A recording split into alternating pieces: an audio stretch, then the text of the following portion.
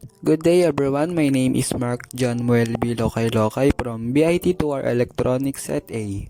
So this is my final project, hardware repair, and yung brand ng mobile phone na to is iPhone and yung kanyang model is 6S.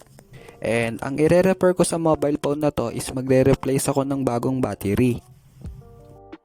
And as you can see is hindi siya nag-open kahit i-press ko yung power button ng matagal. Nag-open lang siya kapag pinaplug ko yung charger and magbubukas siya pero yung Apple logo lang and then magsha-shutdown and magbubukas ulit and magsha-shutdown lang siya ulit. And as you can see is bloated na rin yung back cover dahil sa battery and possible na pumutok or umusok. So first step is tinanggal ko muna yung SIM card niya. And after ko matanggal yung SIM card niya, is tinanggal ko na yung mahabang screw sa tabi ng loudspeaker.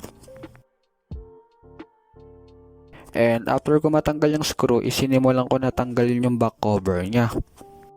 And take note na dapat maingat and patient tayo sa pagtanggal ng back cover para maiwasan natin ma-damage yung component sa loob or yung flex cable.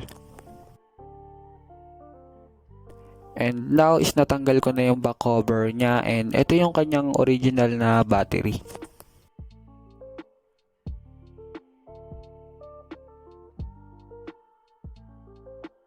And ito nga pala yung battery na nabili ko sa Shopee and yung brand niya is Yubao and advance yung milliampere niya so kaya naging 2,200 yung capacity.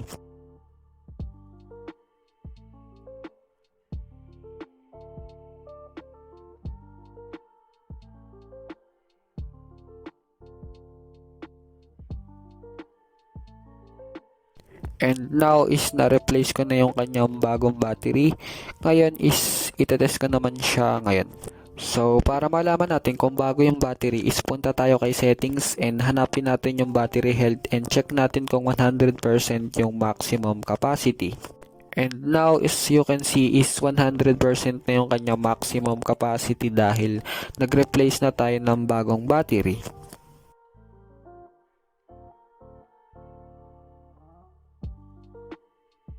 And now is tapos na natin i-check kung 100% yung maximum capacity ng battery niya and i-check kung nagcha-charge is ngayon naman is i-assemble na natin yung ating mobile phone.